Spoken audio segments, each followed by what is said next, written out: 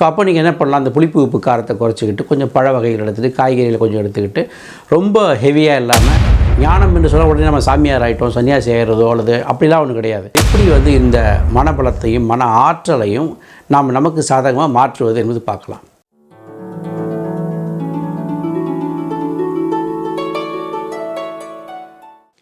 அன்பர்களுக்கு வணக்கம். தைப்பூசத்துக்கு எப்படி அந்த விரதம் இருக்கலாம்? விரதம் என்பது என்ன? முதல்ல நீங்கள் பட்டினி கிடப்பதா அல்லது நம்ம ஒழுக்கமாக இருப்பதா, சுத்தமாக இருப்பதா, இப்படி நிறைய குணங்கள் இருக்கிறது. இதில் என்ன முக்கியமான விஷயம் நம்ம கவனிக்க வேண்டும் என்று சொன்னால், மன ஒழுக்கம் முதலில் இந்த விரதத்துக்கு தேவை. ஓகே, இதை நம்ம எப்படி இந்த மனபலத்தையும் மன ஆற்றலையும் நாம் நமக்கு சாதகமாக மாற்றுவது என்பது பார்க்கலாம். பொதுவாக இந்த பூசத்திற்கு முன்னால் 42 நாள் விரதம் இருங்க எங்கே சொல்கிறது பொதுவான வழக்கம். 48 நாள் விரதம் இருக்குதுன்றது பொதுவான வழக்கம். மன ஒழுக்கம் முதலில் இந்த விரதத்துக்கு தேவை. ஏனென்று சொன்னால் நம்ம பலப்படுத்த போகிறது மனதைத்தான். அப்பொழுது மனதை பலப்படுத்த வேண்டும் என்று சொன்னால் மனதுக்கு ஏதாவது ஒரு பற்றுதல் வேண்டும்.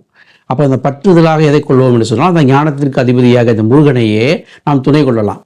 அப்போ முருகனை துணை கொண்டு முருகன் மீது பக்தியாகவோ பூஜையாகவோ அல்லது தந்திர வழிகளை செய்யக்கூடிய அந்த சக்கர பூஜைகளோ, இப்படி எந்த வழி உங்களுக்கு தெரிகிறதோ அல்லது யாராவது சொல்லிக் கொடுத்திருந்தாலோ இந்த முறையாக இந்த வழிகளை கரெக்டாக கடைபிடிக்கணும். அப்படி மன தூய்மை தான் ரொம்ப முக்கியம் இந்த விரதத்தில். தைப்பூசத்தை பொறுத்த வரையிலும் நீங்கள் செய்ய வேண்டியது மன தூய்மை. அந்த விரதத்தினுடைய முதல் ஸ்டெப். அடுத்தது மன தூய்மை விட்டது. உடல் தூய்மை ஒன்று இருக்கு இல்லையா, திரிகரண சுத்தின்னு சொல்லுவோம். 3 கரணங்கள் சுத்தி ஆகணும். உடல், பொருள், ஆவி, 3 சுத்தியாகணும். அப்போ இந்த ஆவி என்பது ஆத்மா என்பது சுத்தமாகணும். அப்போ ஆத்மா எப்படி சுத்தமாகணும்னா, நம்ம செய்யக்கூடிய சத்காரியம் என்று சொல்கிறோமே, நல்ல காரியங்கள். அப்போ இந்த விரத நாட்களில் என்ன செய்யலாம்னா, நல்ல காரியங்கள் செய்யணும். உங்களால் முடிந்த உதவிகள், உங்களால் முடிந்த சேவைகள் எங்கே செய்தாலும் சரி தான். அது கோயிலில் தான் செய்யணும், இல்லை முதியோர் இல்லத்தில் செய்யணுமா, இல்லை வேற எங்கேயாவது செய்யணுமா, இல்லை பெற்றோருக்கே செய்யணுமா, இல்லை வீட்டுக்கு செய்யணுமா, எங்கே வேண்டாலும் செய்ய வேண்டாம். ஆனால் நல்ல காரியமாக இருக்கணும். அது பிறருக்கான சேவையாக இருக்கணும். ஆக பிறருக்கான சேவையிலே இந்த ஆத்மா சுத்தி பெறுகிறது. அடுத்தது உங்களுடைய ஒழுக்கத்திலே மனமானது சுத்தி பெறுகிறது. அடுத்ததாக நீங்கள் தினம் குளிக்கிறது, உங்கள் உடம்பை சுத்தமாக வச்சுக்கிறது, உடம்புக்கு ஹெவியான ஃபுட்டை கொடுத்து ரொம்ப அசௌகரியமாக்கிறாமல் சௌகரியமாக வச்சுக்கிறது. ஸோ விரதத்தினுடைய அடிப்படை என்னென்றால், திரிகரண சுத்தியாக இந்த விரதம் இருக்கிறது. அப்போ உடல் உணவின் மூலமாகத்தான் ஒழுங்குபடுத்தப்படும். அதுக்காக தான் உணவு ஒரு வேளை சாப்பிடுங்க, இல்லை 3 வேளை சாப்பிட்றதா, இல்லை 2 வேளை சாப்பிட்றதான்னு சொல்கிறோம். சில பேர் அவங்க உடம்புக்கு முடியுதோ முடியலையோ என்ன பண்ணுவாங்க, ஒரு வேளை தான் மட்டும்தான் சாப்பிடுவேன், மீதி 2 வேளை கஷ்டமாக இருப்பாங்க. அந்த கஷ்டம் அவங்களுக்கு சமயம் ரொம்ப மனசு படுத்தலாம். ஸோ அந்த மாதிரி அசௌகரியம் வராமல் பார்த்துக்கணும். உங்களுடைய மனம் ஒரு பக்தியிலேயோ அல்லது உங்களுடைய இஷ்ட தெய்வத்தின் மேலேயோ லயமாகி போச்சுன்னா இந்த உடல் வேதனை உங்களுக்கு தெரியாது. அதே சமயத்தில் இந்த உடலை நசித்து பெறக்கூடிய எந்த ஒரு பக்தி யோகமோ ஞானமோ நமக்கு எந்த பிரயோஜனமும் கிடையாது. ஆக உடலும் உள்ளமும் உயிரும் ஒருங்கிணைக்கிற ஒரு யோகமாக நீங்கள் செய்யும்போது அந்த தைப்பூசத்தினுடைய முழு பலன் உங்களுக்கு கிடைக்கும். அப்போ அந்த உடலுக்கு சௌகரியமாக இருக்குது. அவரவருடைய ஆரோக்கியத்திற்கு எப்படி உங்களுக்கு சௌகரியமாக இருக்கோ அதன்படி செய்துக்கலாம். அப்போ உடல் பாதிக்கப்படுவது புளிப்பு உப்பு காரம் இதெல்லாம் நம்ம மிகைப்படுத்திக்கும் போது நமக்கு அது எஃபெக்ட் பண்ணும் உடம்பை. ஸோ அப்போ நீங்கள் என்ன பண்ணலாம், அந்த புளிப்பு உப்பு காரத்தை குறைச்சிக்கிட்டு கொஞ்சம் பழ வகைகள் எடுத்துகிட்டு காய்கறிகளை கொஞ்சம் எடுத்துக்கிட்டு ரொம்ப ஹெவியாக இல்லாமல் லகுவாக வச்சுக்கணும். இது முதல் விஷயம். அடுத்தது மனத்தை டிசிப்ளின் மெயின்டைன் பண்ணுங்கள். உங்களுடைய மன ஒழுக்கம் பல வகையிலே நம்முடைய மன ஒழுக்கங்கள் கெடுவதற்கு நிறைய இன்றைக்கு கால சூழ்நிலை இருக்குது. நம்ம பார்க்கறது, கேட்கறது, நம்ம அன்றாடம் பழகிறது, நிறைய விஷயங்கள் இந்த மன ஒழுக்கத்தில் அடங்கியிருக்கு. ஸோ அதை உங்களுடைய எல்லைக்குட்பட்டு உங்கள் மனசாட்சிக்கு தெரியும். உங்களுடைய மன ஒழுக்கம் எங்கே எந்த எல்லையில் ஸ்டார்ட் ஆகுது, எங்கே முடியுதுங்கிறது உங்களுக்கு தெரியும். அதை நீங்கள் கடைப்பிடிக்கணும். அடுத்ததாக நான் சொன்ன மாதிரி சேவை. ஸோ எந்த வகையில் உங்களால் சேவை செய்யணும். ஒரு நாளைக்கு நீங்கள் நாள் முழுக்க நம்ம வேலைக்கு போகணும், மற்ற குடும்ப பொறுப்பு பார்க்கணும், இவ்வளோ வேலைகள்லாம் இருக்குது, இல்லைங்க நம்ம சேவை செய்கிறது அப்படின்னு பார்த்தீங்கன்னா அப்படி ஒன்றும் இல்லை. ஆனால் ஒரு நாளைக்கு ஒரு குறிப்பிட்ட ஒரு நேரம், ஏதோ ஒரு நேரம் ஒதுக்கி அந்த ஒரு நேரத்தில் ஒரு சேவை மனப்பான்மையில் ஏதாவது விஷயம் செய்யுங்க. ஸோ இது 3ஐயும் நீங்கள் செய்துட்டா இந்த விரதம் உங்களுக்கு பர்ஃபெக்டாக ஒர்க் பண்ணக்கூடிய வாய்ப்புகள் கிடைக்கும். அடுத்ததாக இந்த விரதத்தின் போது இந்த மனதுக்கு ஒழுக்கமாக இருக்கிறதுக்கு மன தூய்மை கிடைச்சிருது. பட் ஆனால் அந்த மனத்தை ஸ்ட்ராங் பண்ணணும் இல்லையா. நம்ம பெறப்போகிறது மனதினுடைய பலத்தை தான், மனதினுடைய ஆற்றலை தான் பெறப்போகிறோம். அப்போ மனதிடம் பெறுவதற்கு மந்திரம் என்பது ஒன்று இருக்கிறது. மனதிடம் என்றால் மந்திரம், அதாவது மனதை திடப்படுத்தக்கூடிய ஒரு சொல்லு தான் நமக்கு மந்திரமாக செயல்படுகிறது.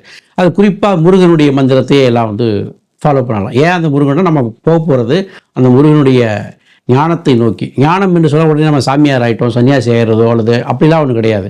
இந்த உலகத்தினுடைய யதார்த்தத்தை புரிந்து கொள்வது, இந்த உலக சிருஷ்டி எப்படி உண்டாக்கப்பட்டது, இந்த சிருஷ்டியுடைய நோக்கம் என்ன, நம்முடைய பிறவியினுடைய நோக்கம் என்ன, ஸோ இந்த 2 நோக்கங்களும் ஒருங்கே நமக்கு வந்து இணைகிறதா அப்படின்லாம் நம்ம தெரிஞ்சுக்கலாம். ஸோ இதுக்கு தான் வந்து அது ஞானம்னு சொல்கிறோம். ஞானம் என்பது கடவுளை அடைவதோ இல்லை கடவுளாக மாறிவிடுவதோ அப்படியெல்லாம் கிடையாது. கடவுள்னா என்னென்னு புரிஞ்சிக்கிறது. நீங்கள் கடவுள்னா என்னென்னு புரிஞ்சுக்கிட்டீங்கன்னு சொன்னாக்கா கடவுள்ன்ற ஒரு நிலை உங்களுக்கு தேவைப்படாது. இப்போ சர்க்கரை இருக்குது, சர்க்கரை என்றால் இனிப்புன்னு உங்களுக்கு தெரியும். ஆனால் இனிப்பு என்கின்ற சொல் உங்களுக்குள்ளே உருவாக ஆரம்பிச்சிச்சுன்னா சர்க்கரைன்ற ஒரு விஷயம் உங்களுக்கு தேவைப்படாது. நாக்கில் வைத்தால் மட்டும்தான் சர்க்கரை உங்களுக்கு இனிப்பாக தெரிகிறது. அதே சர்க்கரையை உங்கள் கையில் வச்சா இனிப்பு பண்ண முடியுமா? தெரியாது. சர்க்கரை கையில் வச்சால் அது சர்க்கரை என்று உங்கள் கண் பார்த்து சொல்லும், ஆனால் உணர்வு ருசி சொல்லாது. அப்போது நாக்கில் ஏதோ ஒரு தன்மை இருக்கிறது, அது உணர்ந்து உங்கள் மூளைக்கு சொல்லுது, ஆனால் கையில் தன்மை இல்லை. உடல் முழுவதும் இந்த தன்மை பெருகிவிட்டால் கையில் சர்க்கரை வச்சா இந்த சர்க்கரை இனிக்கும்னு சொல்ல முடியும்.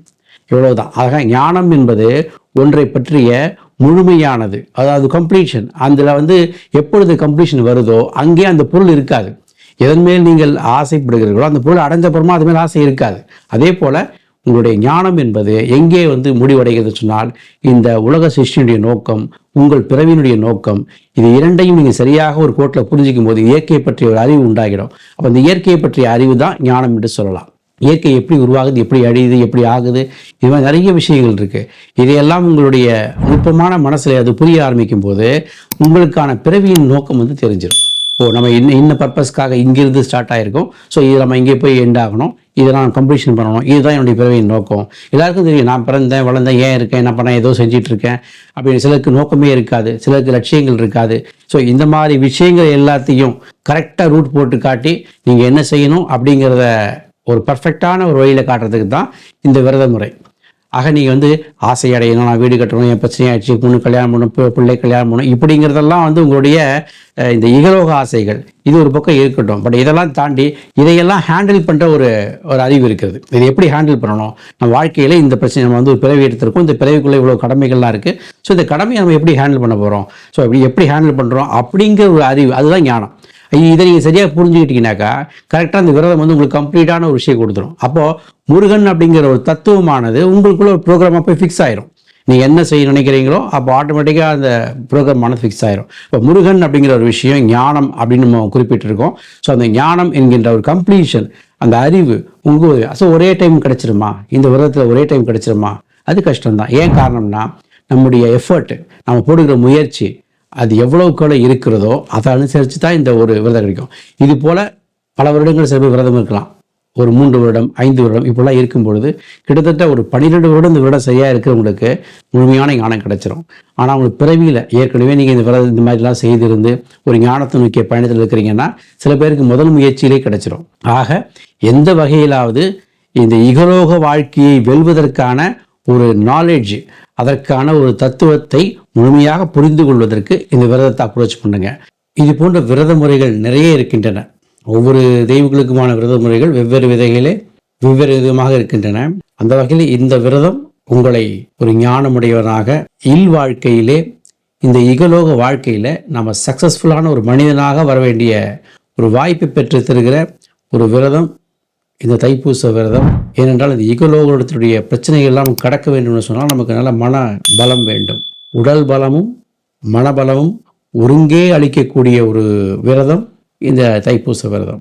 அன்பும் அருளும் எங்கும் தழைக்க, அறிவும் மனமும் இணைந்து சிறக்க, அகிலம் முழுதும் இன்பம் கோடி கோடி கோடி நிறையவே.